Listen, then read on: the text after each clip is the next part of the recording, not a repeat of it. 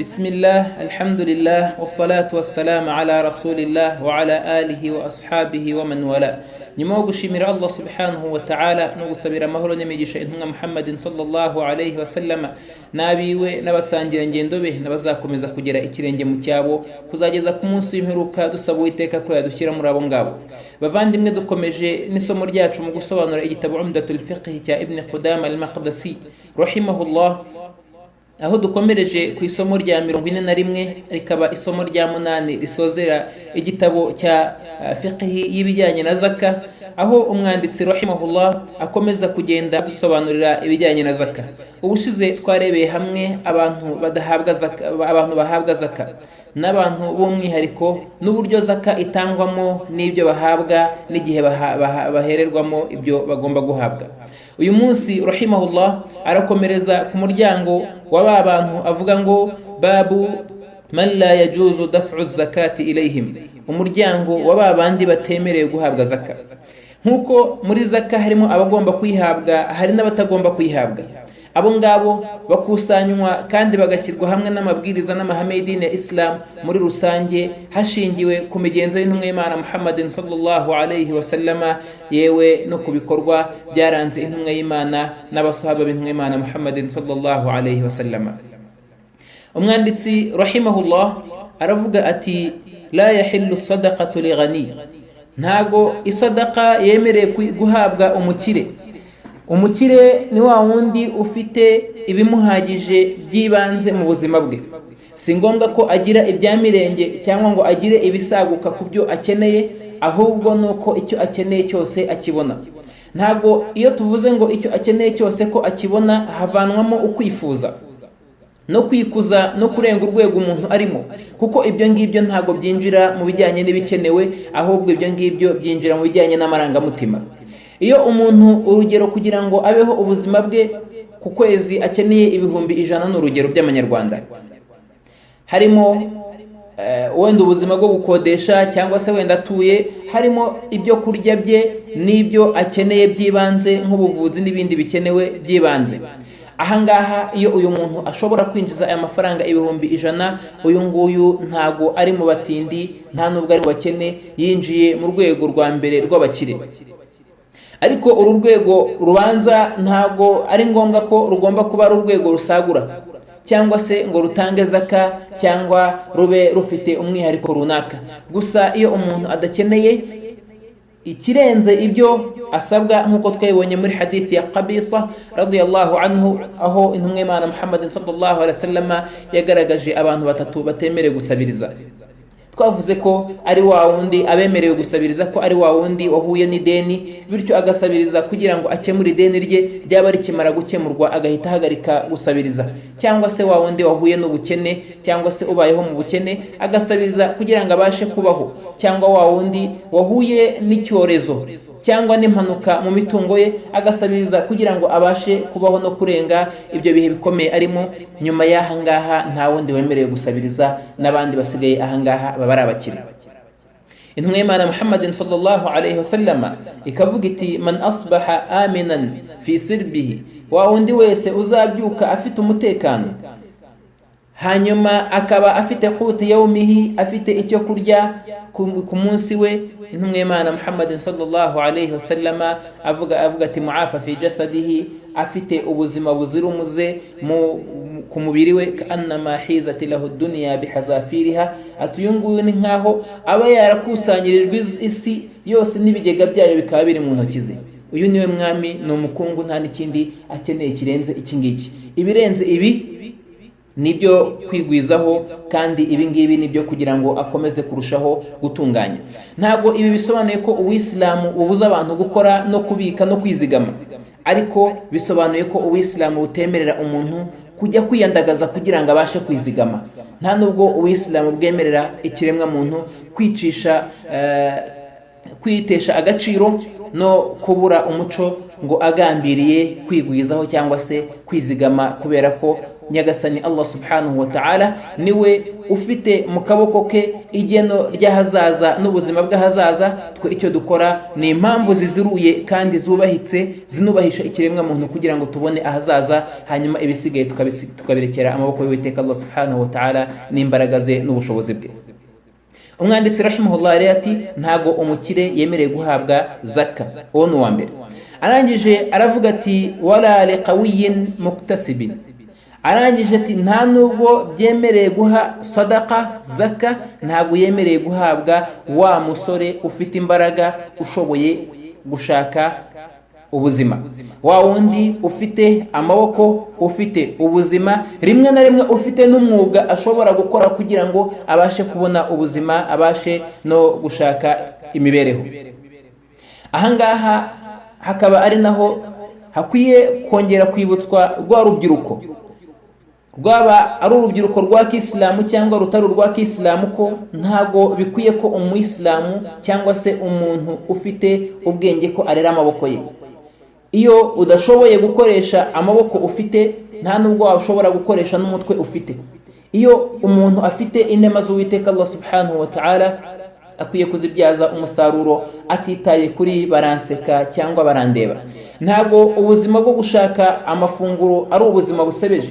Igisebeje ni cya kindi kibwe, igisebeje ni cya kindi cyabonetse mu nzira za haramu, naho indi nzira yose umuntu yanyuramo iziruye ashaka amafunguro aziruye, nta yindi afite nziza kuyirusha, uyu nguyu ni umunyacyubahiro, n'uzamuseka ubwenge bwe buzaba bugerwa ku mashyi. Ibi ngibi impamvu yo kubivuga nuko abenshi mu rubyiruko uyu munsi ashobora kubwira ngo nta kazi gahari, imirimo yarabuze, rimwe na rimwe akaba ashobora gufungura umuryango wo gusabiriza yaranize, cyangwa se hari n'umwuga ashoboye, ariko akakubwira ngo kubera ko nta kazi gahari niyo mpamvu ndi gusabiriza. Ibi ni igisebo, nta nubwo bikwiye ku rubyiruko rushaka gutera imbere cyangwa se rugamije guteza imbere ejo hazaza harwo n'aho igihugu cyarwo n'aho idini yarwo. Umuntu agomba gukora agakoresha imbaraga adasuzuguye umurimo uwo ari wo wose, upfa kuba uziruye kandi uguha amafunguro. Uwo ni umurimo w'icyubahiro kandi ukwiye gukora weho ukeneye ayo mafunguro. Ntago buri wese azicara mu biro, nta nubwo buri wese azacuruza mu iduka ryuzuye, nta nubwo buri wese azahagararira kampani zikomeye cyangwa se ngo agire umurimo ujyanye n'irari ry'umutima we. Ahubwo aba bose bagomba kuba ku isi, abari mu mirimo iciriritse n'abari mu mirimo yubahitse. Niyo mpamvu intumwa y'Imana Muhammadin sallallahu alaihi wasallama yavuze ngo ma akala adamiyun, ntago umuntu cyangwa se ikiremwa muntu ntabyo kigeze kirya byiza bitunganye ahsan min kasbi yadihi, kurusha ibya bindi byakoreshejwe n'akaboko, cyangwa se ibindi byabonetse habayeho gukoresha akaboko no kubira icyuya. Akaba ariyo mpamvu intumwa y'Imana Muhammadin sallallahu alaihi wasallama yajyaga ishima bamwe mu basahaba bajyaga kwasa inkwi no kujya gutashya inkwi, bakaza bakazigurisha, hanyuma bagakuramo icyo kurya, banabishobora bagatanga isadaka.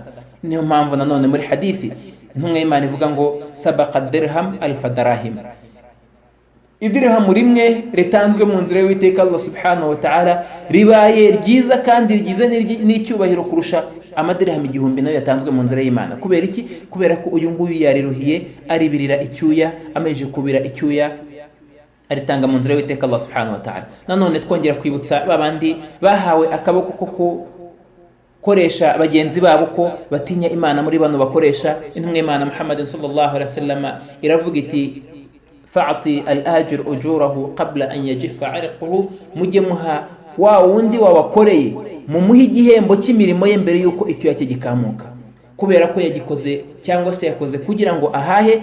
Wimujyana ngo ajye kwicwa n'inzara kandi yagukoreye, nyamara umutungo we ufite urimo wizigamira, cyangwa se urimo ubyaza umusaruro, cyangwa se uri mu bindi bitafite akamaro kurusha kuba warokora uyu muvandimwe. Kugeza ubwo abantu bashobora kuba bafite n'imirimo bakora bafite n'abo bakorera rimwe na rimwe biyita ngo ni abayisilamu, barangiza abakoreshwa babo bakaba bajya gusabiriza mu gihe imitungo yabo ibitswe mu mifuka y'abariya bakire. Abo batinye Imana kandi bazirikane ko ibyo ngibyo bazayabarurizwa imbere y'Uwiteka Allah subhanahu wa ta'ala, kugeza ubwo intumwa y'Imana Muhammad sallallahu alaihi wasallam uwo bita ghaniyu al-mumatil, uyu mukire utindiriza, yaba ari ideni ahawe atinda kwishyura, yaba ari akazi akorewe atinda kwishyura, intumwa y'Imana yavuze ngo ni dhulma. Ubingibi matlul ghaniyu dhulm, gukereza k'umukire, yaba akereza kwishyura, yaba akereza guhemba, ibingibi ni ubuhugu ubwabwo, ni uguhuguza uyu nguyu urimo gukoreshwa.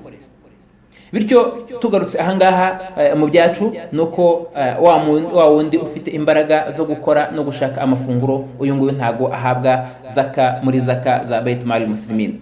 Ibi tubikomora muri hadithi sahihi kuva ku ntumwa y'Imana Muhammadin sallallahu alayhi wa sallama, muri hadithi za Ubaidillah ibn Adi radiyallahu anhu. Imana mwishimire avuga ko abantu babiri, bamwe mu bantu babiri bamuziye bakamubwira ko baje ku ntumwa y'Imana Muhammadin sallallahu alayhi wa sallama, baje gusaba mitungo ya zaka, baje gusaba intumwa y'Imana Muhammadin sallallahu alayhi wa sallama. Baravuga bati faqallaba fina basara, aravuga ati, barabubwira bati intumwa y'Imana yaratwitegereje iratureba, ibabonamo imbaraga n'ubushobozi, irangije irababwira iti inshituma a'taytukuma, mubishatse nabaha muri zaka, nabahamo nakoramo nkabaha.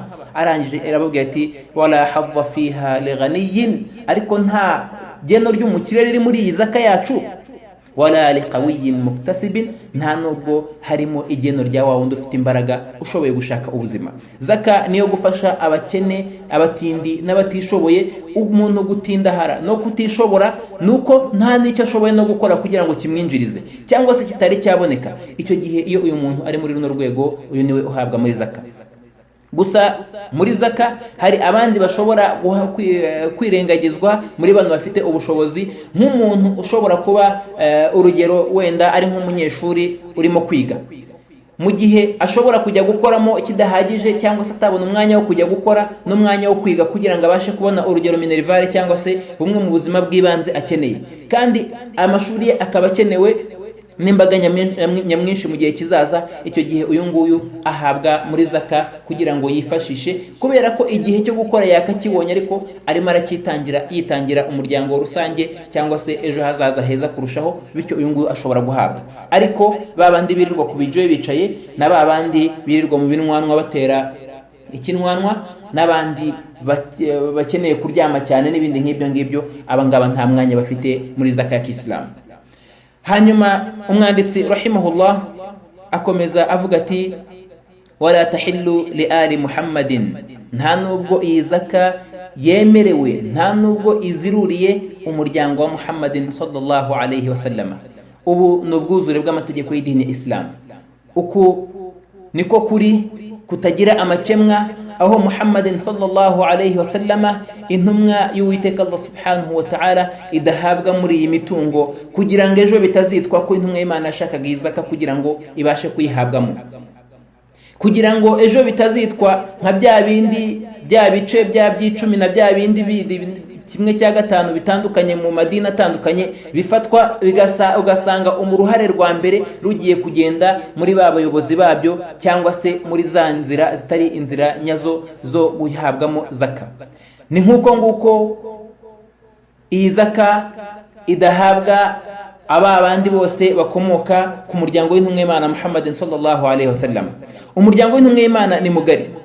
Aha umwanditsi rahimahullah aravuga ngo wahum banu hashimin wa mawalihim, aba ni bene Hashimu na ba bandi bose barekuwe n'akaboko ka bene Hashimu. Abarekuwe n'akaboko kabo ni ba bacakara baguzwe bakahabwa rugari, cyangwa se bagahabwa kwishyira no kwizana, baguzwe n'abo muryango wa Hashimu. Kubera ko abangaba intumwa y'Imana Muhammadin sallallahu alaihi wasallam muri hadithi sahihi iravuga iti mukuri sadaqa ntago zikwiriye abantu b'umuryango wa Muhammadi. Aranje aravuga ati naba bandi twarekuye mu bacakara, abangaba nabo bari mu muryango wacu, cyangwa se n'abarekurwa mu bacakara, abo ngo binjira mu muryango w'ababarekuye. Kubera ko ibingibi tuzayibona mu miryango ibijyanye n'izungura, aho abangaba nabo bashobora kugira uruhare mu byo bazungura abacakara babo, cyangwa se ababarekuwe baguzwe n'amaboko yabo. umuryango w'intumwa y'Imana Muhammad sallallahu alaihi wasallam guhera ku ntumwa y'Imana kumanura uyu muryango wose ntago uhabwa zaka, nta nubwo ugenerwa igeno mu igeno rya zaka nkuko twabivuze, ahubwo uhabwa 1/5 cya yami cya fai akaba ari ya mitungo ikurwa ku rugamba cyangwa se ikurwa mu maboko y'abanzi ariko hatabayemo intambara. Iyi ngiyi niyo ihabwamo umuryango w'intumwa y'Imana Muhammad sallallahu alaihi wasallam, cyangwa se niyo habayeho intambara kuri aya ijambo ry'Uwiteka Allah subhanahu wa ta'ala, wa'lam anna ma ghanimtum min shay'in fa anna lillahi khumsahu wa lirrasul al-aya. Nyagasani avuga ati kandi munazirikane ko muri bya bindi mwanyaze ahangaha intumwa y'Imana n'Imana bafitemo 1/5. Ibi rero nibyo bihabwa umuryango w'intumwa y'Imana Muhammad sallallahu alaihi wasallam. Biramutse bihari nibyo bihabwa, biramutse bidahari ntago aba umuryango w'intumwa y'Imana bagaruka gufata zaka muri Baitul Muslimina, kubera ko abangaba batabyemerewe. Ibi bikomoka muri ahadithi nyinshi zitandukanye, muri zo harimo hadithi y'intumwa y'Imana Muhammad sallallahu alaihi wasallam, hadithi yakiriwe na Muslimu, aho intumwa y'Imana Muhammad sallallahu alaihi wasallam ivuga iti inna hadhihi sadaqat inma hiya awsakhu nas, iravuga iti mukuri izi zaka naya maturo atangwa gutya, iyi ngiyi ni imyanda y'abantu, kubera ko nkuko twabibonye dutangira uyu muryango nuko twabonye ko zaka yeza wa wundi urimo kwitanga ikanashyira baraka mu mitungo isigaye. Niba imweza ni ukuvuga ngo ni wa mwanda uvamo, uyu mwanda ubuvuyemo iyo umaze kuvamo nibwo asigara yeze nyine. Bityo rero uyu ni umwanda ugiye, intumwa y'Imana irangije avuga iti la tahillu li Muhammadin wala li ali Muhammadin, ntago uyu mwanda rero ukwiriye Muhammadi cyangwa se abo muryango w'intumwa y'Imana Muhammadin sallallahu alaihi wasallam. Abo muryango w'intumwa y'Imana Muhammadin sallallahu alaihi wasallam ni bene Hashimu nkuko umwanditsi yabivuze. Aba bene Hashimu barimo ibice. Mbere yuko twinjira mu bice biri muri bene Hashimu, nuko tugomba kumenya ko Hashim ari umuhungu wa Abdul Manaf. Nukuvuga ngo Hashim ni umuhungu wa Abdul Manaf. Abdul Manaf ubusanzwe ari we sekuru w'intumwa y'Imana Muhammad sallallahu alaihi wasallam, yari afite abana bagera kuri 4. Abdul Manaf yari afite abana bagera kuri 4. Abo abana bari ari bo ba Muttalib ibn Abdul Manaf, hakaza Nawfal ibn Abdul Manaf, hakaza Abdul Shams ibn Abdul Manaf, hakaza na Hashim ibn Abdul Manaf. Aba 4 bose ni bari mu bakomoka kwa Abdul Manaf. Aba 4 bose bakomoka kwa Abdul Manaf bose ntago binjira mu muryango w'intumwa y'Imana Muhammad sallallahu alaihi wasallam nk'umuryango w'umwihariko. Ibi ngibi ntago ari ukujonjora cyangwa se gutandukanya abantu, ahubwo nuko imiryango uko ikomeza kwigera inyuma niko igera aho itandukanira iyo bitaza kuba gutyo, kuko twese dukomoka ku muntu umwe, twese twari kujya twiyita basaza n'abashiki n'ababyeyi kubera ko twese dukomoka ku muntu umwe. Ariko uko imiryango isubira inyuma niko hari abagenda batakara cyangwa se imiryango imwe ijya kure y'indi, bityo ikaba imiryango itandukanye. Bityo muri iyi miryango cyangwa se muri aba bana 4 bose bakomoka kwa Abdul Manaf, isigara ari nk'umuryango w'intumwa y'Imana Muhammad sallallahu alaihi wasallam ni abakomoka kuri Hashimu, kubera ko Hashimu ari we sekuru wa w'intumwa y'Imana Muhammad sallallahu alaihi wasallam mu bwoko bw'abakuraishi. Ahangaha hiyongeraho umuryango wa Al-Muttalib. Umuryango wa Al-Muttalib nuko wongerwamo na hadithi intumwa y'Imana Muhammad sallallahu alaihi wasallam, aho intumwa y'Imana ivuga ngo innama ala Hashimin wa ala Al-Muttalib shay'un wahid. Intumwa y'Imana yaravuze ngo mukuri abantu ba Hashimu, abo mu muryango wa Hashimu nabo mu muryango wa Muttalib tumeze nk'ikintu kimwe cyangwa turi ikintu kimwe. Mu yindi riwaya aravuga ngo lam yufariquna fil jahiliya wala fil islam shay, haba ari mu Islamu cyangwa se mbere y'Ubuislamu nta na kimwe kigeze kidutandukanya. Bityo umuryango wa Muttalib nawe ukongerwamo kubw'ijambo ry'intumwa y'Imana Muhammadin sallallahu alaihi wasallama. Aha abangaba bakomotseho cyangwa se babyaye abana benshi cyane batandukanye.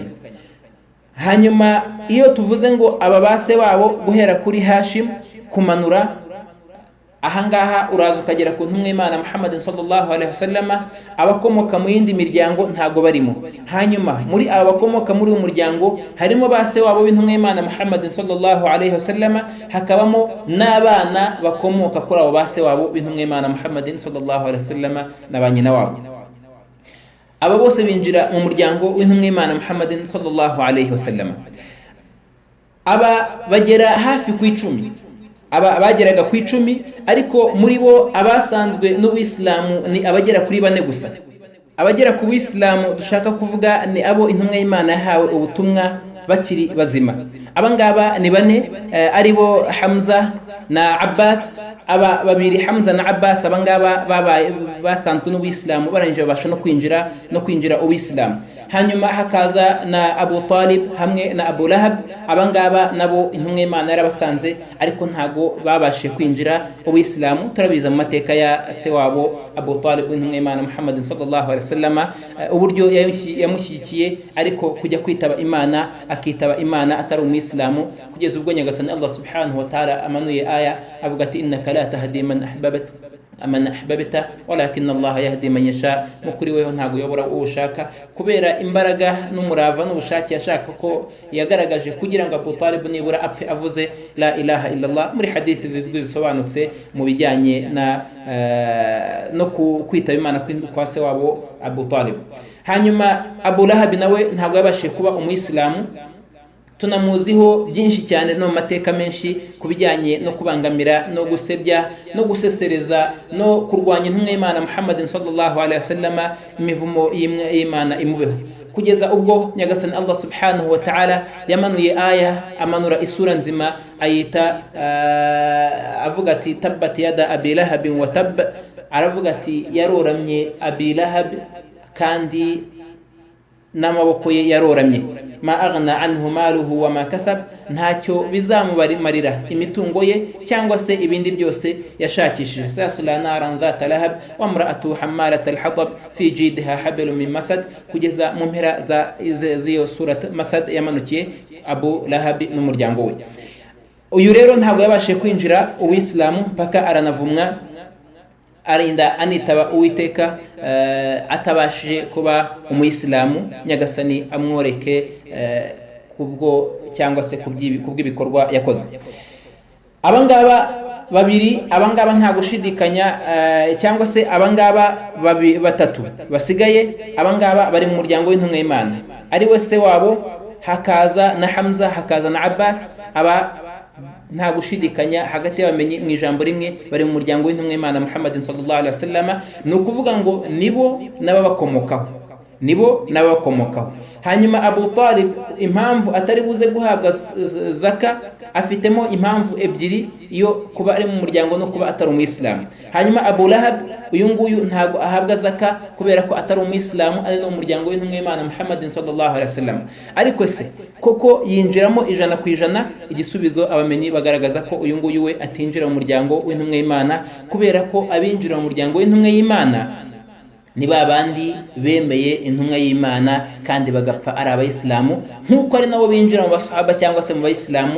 Abandi batagezweho n'iki cyubahiro ntago binjizwa muri uyu muryango, nk'uko batitwa n'abasahaba, kabone n'ubwo barabonye cyangwa se barabanye intumwa y'Imana Muhammadin sallallahu alaihi wasallam, kabone n'ubwo barayishyikiye bingana gute.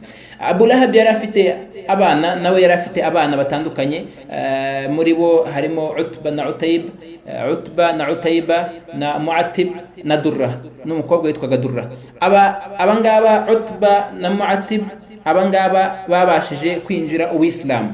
Hanyuma Utayba we ntago yabashije kwinjira Ubuislamu, nawe ari mu babangamiye intumwa y'Imana Muhammadin sallallahu alaihi wasallam, kugeza ubwo intumwa y'Imana Muhammadin sallallahu alaihi wasallam imusomeye iduwa nk'uko Shawkani rahimahullah abigaragaza muri hadith, aho avuga ati ko intumwa y'Imana yavuze ngo Allahumma sallit alayhi kalbu min kilabik, Nyagasani uzamuteze imbwa mu mbwa zawe.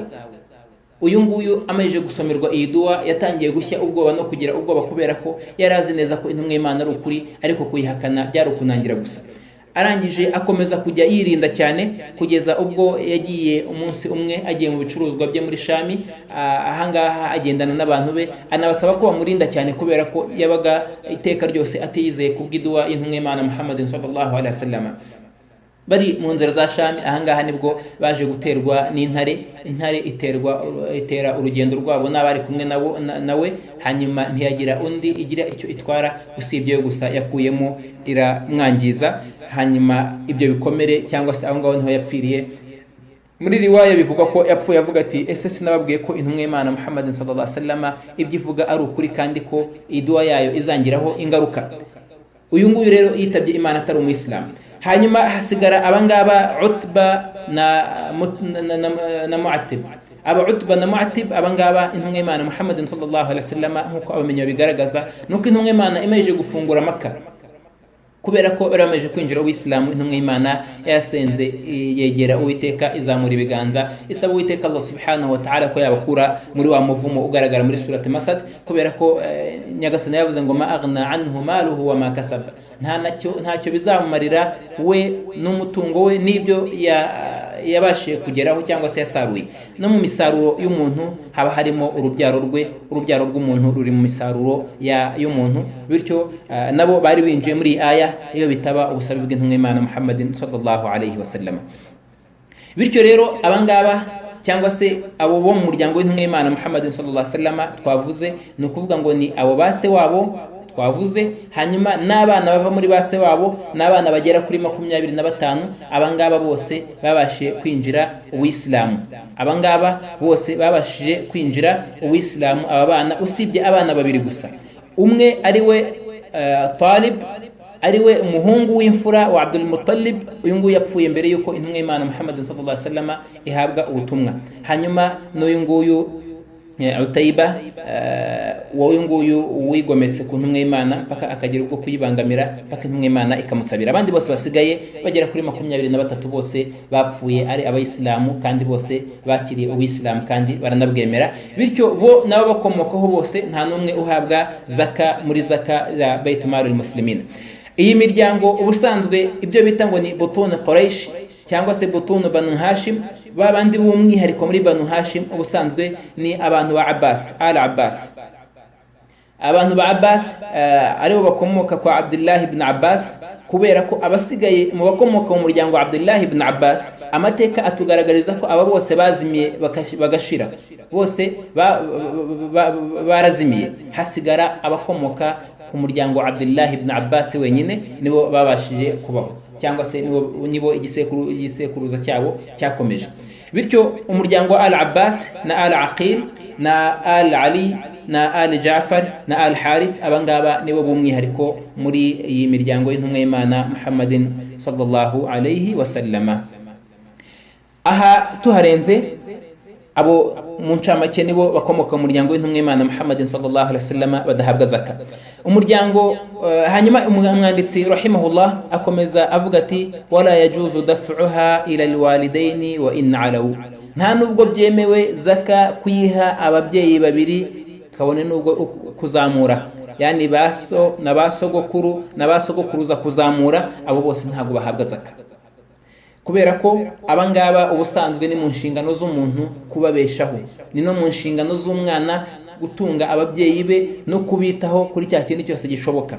Bityo ntago bikwiye ko umwana afata zaka kugira ngo ahe ababyeyi be, kubera ko ababyeyi be we abwirizwa kubitaho, atabwirizwa kubaha zaka. Bityo aramutse ageze ku rwego rwo umubyeyi akenera zaka kandi nawe we ari mu batanga zaka, ibingibi ubwabyo no kutubaha ababyeyi, ibingibi ubwabyo no gucukubira n'amabwiriza y'Uwiteka Allah subhanahu wa ta'ala. N'uyu nguyu ufite iyi mitungo igeze kubwo gutanga zaka, ababyeyi be bakaba bari mu cyiciro gihabwa zaka cyo gutindahara no gukena, uyu nguyu nta cyiza kimurimo, nta na kheri murimo. Niyo mwamubona mukamukekera ibyiza, nta cyiza namba afite, kubera ko uwa mbere yakagombye kwitura ineza y'uyu mutungo afite no gushimira Imana muri uyu mutungo afite n'ababyeyi be, kubera ko ariyo mpamvu nyamukuru yatumye uyu muntu ageraho cyangwa se anabaho. Niba uyu nguyu adashimira Imana mu babyeyi be kuri iyi mitungo afite, uyu nguyu se icyiza cye kiri he? Kubera ko yabeshejeho neza umufasha we, kubera ko yabeshejeho neza abana be, kubera ko yitanze mu misigiti, yubatse imisigiti cyangwa se yabatse amashuri n'ibindi byose, ibi ngibi nta kamaro bifite, nta nubwo bifite agaciro igihe uyu muntu atari yaha icyubahiro ababyeyi be ngo abakure muri ubu butindi barimo n'ubu bukene barimo, abazamure abashyire mu cyubahiro cyabo no mu mwanya bakwiriye nk'umwanya w'ababyeyi bamuruhiye bakamwitaho, bakamuvunikira, bakamubabarira, bakamurarira amajoro, bakamutera igihe, bagatakaza ibyo bafite byose kugira ngo abashe kugira ubuzima. Hanyuma uyu munsi amaze kugira ubuzima, bo bagiye kuba abatindi. Uyu nguyu nta cyiza kimurimo. Niyo mpamvu n'umwe bagomba guhabwa zaka, ntago uyu nguyu agomba kuyiha ababyeyi be, ahubwo abwirizwa kubitaho, byanashoboka akabaha ibyo atunze, ariko ababyeyi ntibajye mu mwanya nk'uyu nguyu. Bityo rero ntago umwana afata zaka ngo ayihe ababyeyi be, keretse nta nubwo bibaho uruhande rwose yaba arimo, rwaba ari uruhande rwo kwishyurwa amadeni, rwaba ari uruhande rwo gucikirwaho n'urugendo, rwaba ari uruhande rw'ubukene cyangwa ubutindi cyangwa se impamvu izo arizo zose, abangaba ntabwo bahabwa zaka. Kabone nubwo umubyeyi yaza gufata zaka yawe kugira ngo ajye kuyitanga, uyu nguyu ntago binjira muri amirina alayha, kuri ijambo rya bamwe mu bamenyi, nubwo harabona ko icyo gihe ashobora kwinjiramo kubera ko ari akazi yakoze, ariko iby'ukuri nuko iyi mitungo cyangwa se ikiri sahihi nuko iyi mitungo atayikoramo mu bahabwa zaka, ngo uvuge ngo zaka yanjye yari miliyoni, none 200,000 mbihaye umubyeyi wanjye kugira ngo abyikenuze cyangwa se abyishyuze ideni cyangwa ikindi kibazo cyari cyo cyose. Iyi ntago iba ari zaka, ntago uyu nguyu ahabwa zaka, ahubwo ubwirizwa kubikora atari ukumufasha, ahubwo ari ukwitura ineza, atari ukumufasha, ahubwo ari ukwitura ineza no kubahiriza ijambo ry'Uwiteka Allah subhanahu wa ta'ala, no kubahiriza no kwibuka ineza ababyeyi baba barakugiriye weho mu buzima bwawe bwose. Umwanditsi rahimahullah aravuga ngo in araw, kabone nubwo byaba ari ibisekuru bizamuka, ari umuntu ushobora kugira abasekuru nka 4 bose bagashobora kuba bakiriho akiri muzima. Hari n'abashobora no kugira na 5, ibyo ni ibintu nibihe bijya biba gake cyane, ariko uko byagenda kose abo baba bariho, abumwe babe 2, babe 3, babe 5, uko bangana kose nta numwe uhabwa zaka, kuko sogokuru wawe na sogokuruza nabo bose binjira mu mwanya w'ababyeyi, bose bagasabwa gufashwa by'umwihariko kandi umuntu yivuye inyuma. Hanyuma aravuga ati wala ila alwaladi wa insafala, aravuga ati nta nubwo zaka ihabwa umwana kabone nubwo byamanuka, yani umwana, umwuzukuruza, ubuvivi kumanuka, abo ngabo ntago nabo bahabwa zaka, kubera ko abangaba wowe ubwirizwa kubitaho nk'umubyeyi wabo. Weho niba ari wowe ufite umutungo akaba ari abana bawe, ubwirizwa kubitaho. Niba ufite umutungo akaba ari abuzukuru bawe, ubwirizwa kubitaho. Niba ari abuzukuruza kumanuka, aba bose ugomba cyangwa unabwirizwa, unategetswe kubitaho, kubera ko bose ari umuryango wawe. Aha kugira ngo komereze ahangaha cyangwa se dukomeze n'abandi, nuko ari byiza ko dusobanura ko aba bantu ari abantu bafitanye isano ry'umwihariko ry'100% n'uyu muntu. Bityo abangaba bari muri babandi abwirizwa kwitaho. Niyo aba bantu hari ubayeho nabi, uyu muntu arabigayirwa kandi akanabihanirwa n'Uwiteka Allah subhanahu wa ta'ala, kuba we yaba ari mu cyiciro gitanga zaka, abangaba bakaba bari mu cyiciro gihabwa zaka. Ubwabyo ibyo ngibyo ni ukudasaranganya iyi mitungo y'Imana, ni no kutibuka ineza, ni no kutuzuza inshingano. Niba ari umutungo uva hasi ujya hejuru, umwana ari ufite, mu babyeyi harimo abadafite, abari mu cyiciro cyo guhabwa zaka, ibi ngibi ni ukutishyura ineza, ni no kutibuka ineza, ni no kutubaha ababyeyi, no kutagirira neza ababyeyi. Hanyuma niba ari umubyeyi ufite umutungo, mu bana be cyangwa mu buzukuru be hakaba harimo abatinya kujya batindahaye ku buryo bwo guhabwa zaka, ibi nabyo ni ukutuzuza inshingano nk'umubyeyi, kubera ko abangaba abwirizwa kubafasha nk'abana be cyangwa nk'abamukomokamo. Umwanditsi rahimahullah aravuga ati wala ila zawja wala ila man talzam mu'natuhu, aravuga ati nta nubwo zaka ihabwa umudamu, umufasha, umugore mu rugo ntago ahabwa zaka. Ngo umugabo abe atunze imitungo, umugore we abe ari mu rwego rwo guhabwa zaka, yaba ari umwe cyangwa baba ari 2, baba ari 3, baba ari 4. Iyo amuhaye itaraka avuye mu nshingano ze, uyu nguyu ntago aba cyitwa umugore. Niyo yamuha zaka ntago aba yimuhaye nk'umukene, ahubwo nako nk'umugore we, ahubwo aba yimuhaye nko gufasha uyu muntu, uyu mudamu, kabone n'ubwo baragize umubano mbere yaho ngaho. Ariko iyo akiri mu nshingano ze, akiri mu bagore be, akibarwa nk'umufasha we, uyu nguyu ntago yemereye kumuha zaka, kubera ko mu nshingano ze harimo kwita ku mugore we, akamugenera kandi akanamubonera ibyo akeneye byose byibanze mu buzima bijyanye n'urwego n'ubuzima barimo, bijyanye n'urwego n'ubuzima barimo. Ejo hatazagira uvuga ko she yavuze ngo n'iby'ibanze bikenewe by'ubuzima, hoya, ahubwo ibyo byose bijyana n'ubuzima barimo. Ntiwisumbukuruze ngo umuhe ibyo udafite, kandi nanone ntumuhuguze ngo umuhe bike ku byo akeneye, mu gihe abameze nkawe batameze uko nguko weho ushaka kumubeshaho. Bityo buri wese nk'uko twabivuze amenye urwego rwe kandi arwiyubahemo, kandi anarushimire Imana kuba arurimo, anaruhe ukuri kwarwo. Aha umwanditsi rahimahullah avuze ko zaka idahabwa umugore, ariko ntago avuze ko zaka idahabwa umugabo. Aha bifite icyo bisobanuye. Icyo bisobanuye nuko bamwe mu bamenyi babona ko zaka y'umugore yemerewe kujya ku mugabo, kubera ko umugore atabwirizwa kwita ku mugabo we. Nta nubwo ndavuga kumwitaho mu bijyanye n'imitungo no kumuhahira no kumwambika n'ibindi nk'ibyo ngibyo, no kumubeshaho no kumukodeshereza inzu n'ibindi. Ubwo buzima bujyanye n'imitungo umugore ntago abwirizwa kubwitaho ku mugabo, ntago abitegekwa, ariko kubikora ni neza, ni no kunoza umubano hagati yabo mu rugo. Bityo ibyo niba kubikora ari byiza, no kunoza umubano, bikaba atari itegeko, icyo gihe biremewe, cyangwa uyu mugore ntago yabona cyaha aramutse afite umutungo umugabo we ari umukene. Urugero, ashobora kuba ari imitungo yazunguye, cyangwa ari akazi yari afite, cyangwa se hari impamvu yatumye uwo mutungo awugeraho, cyangwa ufite, birashoboka cyane, cyangwa anakora, biranashoboka ko ashobora no kuba anakora uwo mutungo akaba ufite. Nanone ahangaha twongere tuvuge ko ntago Uwisilamu bubuza umugore gukora akazi, ntago Uwisilamu bubuza umugore gukora akazi, igihe ka kazi kari mu mbibi zemewe zishimiwe n'amategeko y'Uwiteka Allah subhanahu wa ta'ala. Ntacyo ari buze konona mu bijyanye n'amabwiriza y'Uwisilamu, nta n'icyo ari buze gutakaza mu bijyanye n'ukuri k'umugabo n'ukuri kw'abana be. Iyo aka kazi ke kadatakaza ukuri k'Uwisilamu, ntigatakaze ukuri k'umugabo, ntigatakaze ukuri k'urugo rwe, abana n'ibindi by'ingenzi mu rugo, icyo gihe aka kazi kaba kemewe muri Islamu. Uyu mugore yagakora nta kibazo, no kujya kinumwe Imana Muhammad sallallahu alaihi wasallam abagore barakoraga, baracuruzaga, bakoraga n'indi mirimo itandukanye nko kuboha no gufuma n'ibindi nk'ibyo, kandi ibi ngibi bikabinjiriza amafaranga n'imitungo. Bityo rero gukora ku mugore muri Islamu biremewe, no gutunga mu Islamu biremewe, n'umutungo w'umugore aba ari umutungo we kumwihariko we yijeraho, akanimenyaho, akanawukoresha icyo ashaka muri Islamu. Gusa kigomba kuba kitabangamiye nk'uko nabivuze Uwisilamu cyangwa urugo rwe. Ariko kiramutse kibangamiye Uwisilamu ni haramu, kibangamiye urugo rwe nabyo ni haramu. Ariko kubangama tuvuga ntago ari ukubangama kwikandamiza, ahubwo ni ukubangama k'ukuri. Nko kuba urugero, ashobora kuba afite imitungo myinshi, akaba wenda urugero yaragiye akubaka ahantu ho kwidagadurira, ajya kwidagadura wenyine mu rugo bakamubura yagiye kwidagadura. Ibi ngibi bibangamiye urugo rwe igihe bamubura. Ariko aramutse ajyayo wenyine, nta n'undi winjirayo, ariko akajyayo mu gihe ntawe umukeneye, cyangwa se ari igihe cyo kuruhuka, nta kandi kazi yangije, ibi biremewe, ntacyo bitwaye muri Islamu.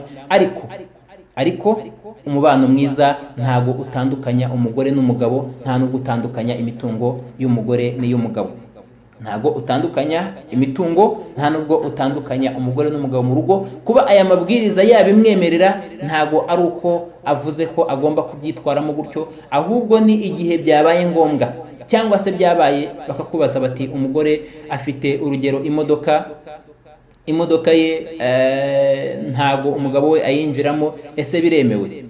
Niba ariye yaguze amafaranga ye, umugabo akaba atayinjiramo, biremewe, ariko si byiza.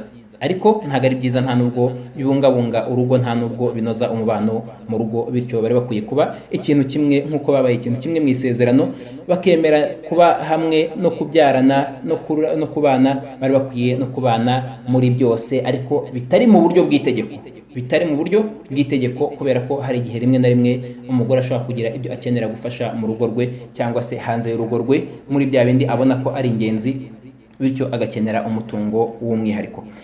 Ahangaha rero umugore yemerewe guha zaka, bamwe bamenye bagaragaza ko umugore yemerewe guha zaka umugabo we igihe umugabo we ayikeneye.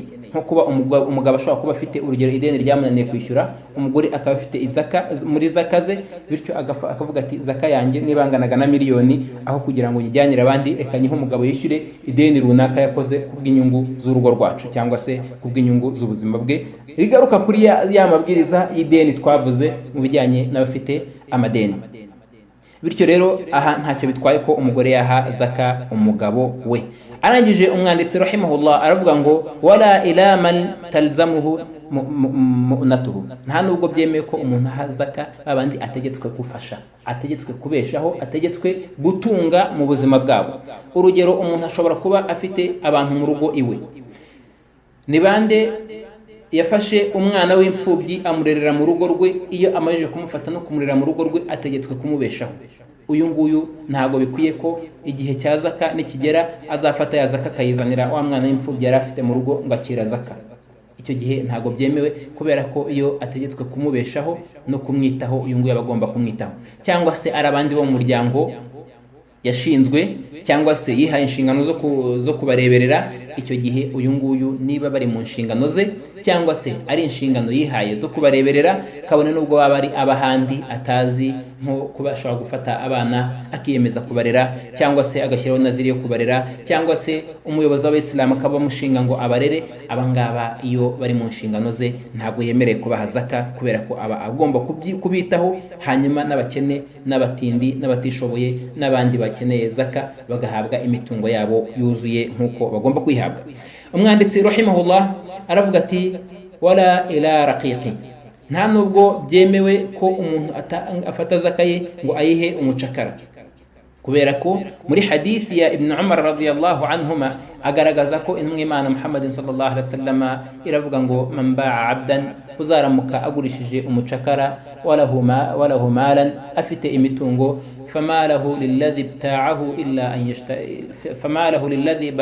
an yashtaritahu al-mubta', ati imitungo ye izaba iri kuri wa wundi, azaba ari iya wa wundi wamugurishije, keretse wa wundi wamuguze nashyiraho kondisiyo ko amuguze akamugurana n'imitungo ye. Ibi tuzayibona mu bijyanye n'umuryango w'ubucuruzi na gute abantu bagurisha. Urugero, umuntu agiye kugurisha umurima weze, cyangwa agiye kugurisha ishyamba ririmo ibiti bikuze, cyangwa agiye kugurisha wenda ubutaka burimo n'inzu. Ahangaha ese bigenda bite? Ibi butaka, ibi biti byeze, cyangwa se aya matunda n'ibi bihingwa bimaze kwera, n'iyi nzu iri muri buno butaka, ese nayo ijyana na buno butaka cyangwa n'ikindi kijya ku ruhande, cyangwa kigendana na kondisiyo zindi z'umwihariko. Ibi ngibi rero nibyo intumwa Imana ivuga muri iyi hadithi. Iravuga iti uzagurisha umucakara afite umutungo uzaba ari uwamugurishije. Wa wundi nyiri ukugurisha amugurishije uyu mucakara afite ibihumbi 100, umucakara amugurishije ibihumbi 200. Ntabwo bisobanuye ko amugurishije ibihumbi 200 kugira ngo na bya bihumbi 100 umucakara yaratunze nabyo bigendane nawe. Ntabwo ariko bigenda, keretse iyo uri umugura avuga ati ndamugura kuri kondisiyo y'uko mpa n'ibyo atunze byose, icyo gihe nibwo bigendana nawe. Aha icyo bisobanuye niki, cyangwa se aho bihuriye n'isomo ryacu, nuko intumwa y'Imana yafashe umutungo w'umucakara iwushyira hagati y'ugura n'ugurisha, bityo uyu nguyu nyirubwite nk'umucakara ntiyagira icyo agenerwa. Bisobanuye ngo uyu mutungo afite suwe n'uwumufite umutunze cyangwa se ugiye kumugura, bityo we ntacyo yemerewe gutunga. Uramutse umuhaye na zaka rero, icyo gihe uwihaye umutunze we, ntabwo uwihaye we, kubera ko umucakara n'ibyo atunze biba ari imitungo ya sebuja, kandi ubusanzwe sebuja aba ari umukungu. Niyo yaba atari umukungu, umucakara ntabwo ahabwa zaka, ahubwo icyo gihe yahabwa nyirukumutunga, usibye ko abangaba busanzwe nabo ntago bahabwa zaka. Ariko byo si itegeko ko badahabwa zaka, kuko ashobora kuba afite umucakara ariko ari n'umukene, nko kuba ashobora kuba afite umucakara yaguze mu gihe cy'ubukire, ariko akaba wenda hari ibyo akeneye gukora adashobora kwikorera, uwo mucakara akaba ari ukibimufasha mu gihe cyo gukena. Icyo gihe ntago byabuza ko ahabwa zaka, ariko aramutse akungahaye ntago yahabwa zaka. Aravuga ati wala ila kafir, nta nubwo nanone zaka ihabwa abahakanyi. abataremeye intumwa y'Imana Muhammad sallallahu alaihi wasallam, abatari abayisilamu ntago bahabwa zaka, kubera ko hadithi y'intumwa y'Imana Muhammad sallallahu alaihi wasallam iravuga iti tu'khadhu min aghniyaihim faturaddu ila fuqaraihim. ubwo yoherezaga Muadh Yemen, yaramubwiye ati ufate imitungo ya zaka ive mu bakire b'abayisilamu ihabwe abakene b'abayisilamu, bityo utari umuyisilamu ntago ahabwa zaka. aravuga ati fa amma sadaqa, naho sadaqa ariyo sadaqatu tatawu'i, isadaqa y'ubushake na ya maturo y'ubushake, bya biceri bitangwa ku musigiti, ya mafaranga umuntu asabwa gahabwa, ya ndi umuntu atekereza akavuga ati reka mfashe runaka, atagiye mu mibare yo kugena imitungo no kureba ikigereranyo runaka atanga n'amabwiriza ya zaka nk'uko twabivuze, gusa agashaka kwitanga. ibyo nibyo byita sadaqatu tatawu'i. umwanditsi rahimahullah aravuga ati naho iyo ngiyo, iyo mitungo yindi itajyana n'ayo mategeko, aravuga ati fayajuzu daf'uha ila haula, iyo yo iremeye kuyiha abandi bose twavuze batemerewe guhabwa zaka. Sadaqa ihabwa uwo ari wese, umubyeyi wayimuha, umwana wayimuha, umuvandimwe wayimuha, umugore wayimuha, umugabo yayifata, uwo ari wese, umukire n'umukene bose wabaha sadaka, bo ntacyo bitwaye. ariko ni byiza ko iyo ugiye kuyitanga uyishyira mu mwanya wayo kugira ngo igire agaciro kurushaho, kubera ko uyitanze kugira ngo ufashe, byari bikwiye ko aho igeze koko ifasha, byari bikwiye ko aho igera koko ifasha. aha nanone twongera kwibutsa abantu basabana ko ari byiza gusabana n'abatishoboye, kubera ko abangaba nibo bazi ineza yo gusabana, ni nabo bakeneye kurya kuri ibyo biryo byanyu byiza, ni nabo bakeneye kubona kuri ubwo bufasha bwanyu bwiza, ni nabo bakeneye guhabwa izo nkunga, kubera ko barazikeneye kandi bazifitiye n'ubusambo kurusha ba bandi bihaye banihagije. ushobora no kubimuha rimwe na rimwe akabinenga umunyu, cyangwa akabinenga amavuta, cyangwa akabinenga ikindi icyo ari cyo cyose. kubera iki? kubera ko ubushobozi bwo kubyiha arabufite. niba ushaka kugira ngo isadaka yawe cyangwa se impano yawe ijye ahantu heza, yishyire mu maboko y'uyikeneye, nibwo ari buze kuyiha agaciro kurushaho, n'iduwaye imbere y'Imana izazamuka ifite imbaraga. ni nk'uko nguko nanone ari byiza ko umuntu natanga isadaka ayiha abo hafi mu muryango we. intumwa y'Imana Muhammad sallallahu alaihi wasallam, yaba ari sadaka cyangwa se zaka cyangwa se impano, ni byiza ko uyiha abari hafi mu muryango wawe, kubera ko intumwa y'Imana yaravuze ngo isadaka ni isadaka. bisobanuye ngo isadaka ni isadaka ku mukene, ni no kwiyegereza Imana. hanyuma isadaka kuwo hafi mu muryango wawe ni isadaka, ni no kunga ubuvandimwe, bityo abihemberwa kabiri. kandi nk'uko twabivuze, uwo muryango n'ukeneye na wa wundi ugukunze ubusanzwe, uyu nguyu niyo gusabira iduwa ayikura ku mutima, kuko kandi ayisaba ari iduwa ya nyayo kandi itoranyije kurusha wa wundi uri kwikundwa kazaho, cyangwa se urimo kubaka umubano we wundi bushya. umwanditsi rahimahullah arangije aravuga ati wala yajuzu daf'u zakat illa biniya, nta nubwo byemewe ko umuntu atanga zaka adashyizeho umugambi uko iyi ngiyi ni zaka ngiye gutanga. urugero, umuntu aramutse ageze ahantu asanze hari abantu bari ku rugendo babuze uko bakomeza urugendo rwabo, abahaye ibihumbi 200 bakomereza urugendo. aramutse yari afite ideni rya zaka rya miliyoni agomba gutanga, ntabwo ari buhita avuga ngo ndabyibutse ngo natanze 200 ngo ubwo hasigaye 800. abadan, ntabwo ariko bimeze. ahubwo mu gihe cyo kuwutanga, n'uyu muntu agiye kuwutanga agomba kubanza gushyiraho umugambi w'uko ari zaka agiye gutanga, kugira ngo uve muri zaka. iyo nta mugambi yashyizeho, icyo gihe iyo ngiyo isigara ari isadaka isanzwe, ya zaka ye ikaguma handi, ikaguma akishyuzwa nk'uko yanganaga. bityo iyo agiye gutanga zaka agomba gushyiraho umugambi, nk'uko twabibonye muri hadithi ya Muslim, innamal a'malu binniyat, mukuri ibikorwa byose bigomba kujyana n'umugambi wabyo. ntago umuntu umugambi awufata nyuma yo gutanga, ahubwo awufata mbere yuko atanga icyo agiye gutanga. aravuga ati illa an ya'khudhaha al-imam minhu qahra, keretse umuyobozi aramutse afashe zaka ku ngufu kuri wa wundi udashaka gutanga zaka, cyangwa se wa wundi ufite ubugugu. uyu nguyu muri Islam zaka ye abayobozi cyangwa se ubuyobozi buyitwara ku ngufu. hanyuma ikindi, zaka ntago ari buri ya mitungo isohoka mu mutungo w'umuntu. hari ushobora kumva ngo ubuyobozi buyifata ku ngufu, akavuga ati ubwo nishyura imisoro nkatanga za gasutamo n'andi mahoro akenewe ati ubwo iyo niyo zaka? Igisubizo ni hoya, kubera ko zaka iyo ifite ikigega cyayo igafatwa yitwa zaka niyo yitwa zaka. Nka bimwe mu bihugu bya Kisilamu nibyo bifite igihe cyangwa se bifite imitungo bifata mu bacuruzi, ariko bikayifata ku izina rya zaka, igashyirwa no mu bigega bya zaka, igakora ibyo zaka igomba gukora.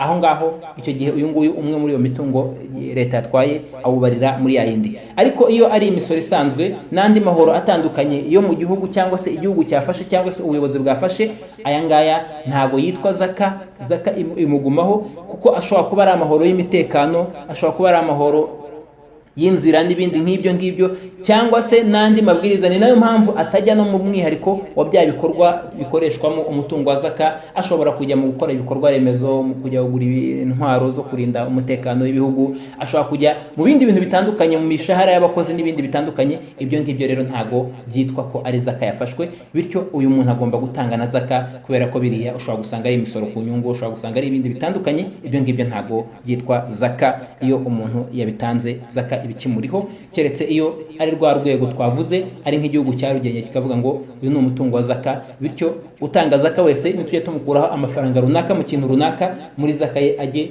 ayishyura kuri uyu mutungo.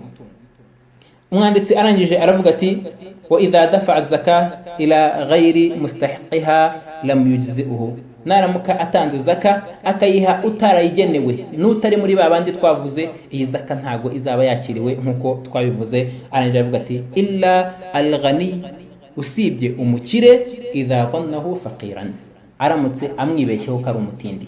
Nk'uko twabivuze, ashobora kujya mu bantu akabareba akabona ari abatindi, cyangwa se umuntu akaba abayeho mu buzima busa nk'umutindi, nk'abandi bo twita ngo ni ba zuhada. Hari abantu bateye umugongo isi, ashobora kuba atunze byinshi cyane, ariko wajya umureba ukabona ari nk'umukene, ntacyo bimutwaye we, ubuzima bwe ari ubw'Imana no kwicisha bugufi no kwibanira n'abantu, nta kibazo afite. Ashobora no kuba no mu nzu isuzuguritse, ariko afite konti iremereye, afite n'indi mitungo hirya no hino, ariko iyo mitungo asa nkaho nta mwanya ayiha cyangwa se nta rari ayifitiye, bityo akaba atabaho mu bisa nka ya mitungo afite. Ibi ngibi ubwabyo nkabyo ntago ari ikintu gishishikarizwa muri Islam, kubera ko Nyagasani akunda kubona inema z'umuntu iyo yazimuhaye zimugaragaraho. Ariko umuntu aramutse nta mwanya afite wo kujya kuzigaragaza, umwanya wose arimo arawihera amasengesho, cyangwa se arimo arawufasha abakene, cyangwa yifitiye ibindi bimuhugije muri we, ntago ibi ngibi ari icyaha kuri we. Ashobora guhugira muri ibi ngibi agasa nk'umukene. Aramutse asa nk'umukene, umuntu agashaka gutanga zaka mu buryo bw'ibanga, akazana ibahasha runaka akayinyuza munsi y'urugi rwe, abona ko ari urugo rw'umukene, nyuma akazamenya ko wa muntu yari umukungu, cyangwa se uyu muntu akaba ari umukungu niyo atanabimenya. Ibi ngibi ntacyo bitwaye igihe habayeho kubanza gukenguza, hatabayeho guhubuka nk'uko twabivuze.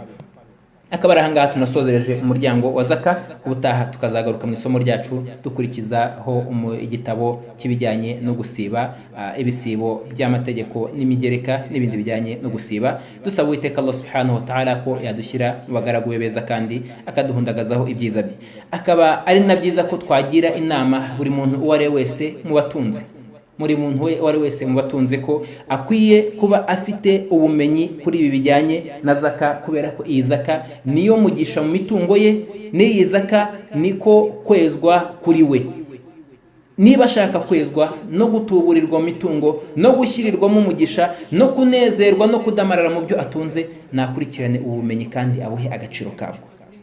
Ni amasomo 8 gusa, ariko ashobora kurambura byinshi cyane mu buzima bwawe. Bityo uramutse ufite ubushobozi, cyangwa se uware wese waba afite icyo atunze, niyo yaba atagitunze ariko yikeka ko ashobora kuba ari mu bantu bazaka, ni byiza ko ubumenyi agomba kuba bufite kugira ngo amenye uruhare arimo n'umwanya arimo, niba bimureba cyangwa bitamureba. Wa akhiru da'wana alhamdulillahi rabbil alamin, subhanakallahumma bihamdika, nashhadu an la ilaha illa anta nastaghfiruka wa natubu ilaik.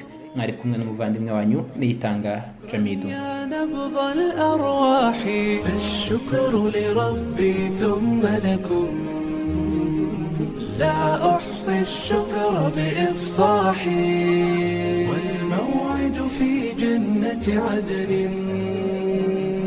ما دمنا نسعى بصلاحي والختم سيحوي توقيعا لخديجة بنت الصلاح، لخديجة بنت الصلاح.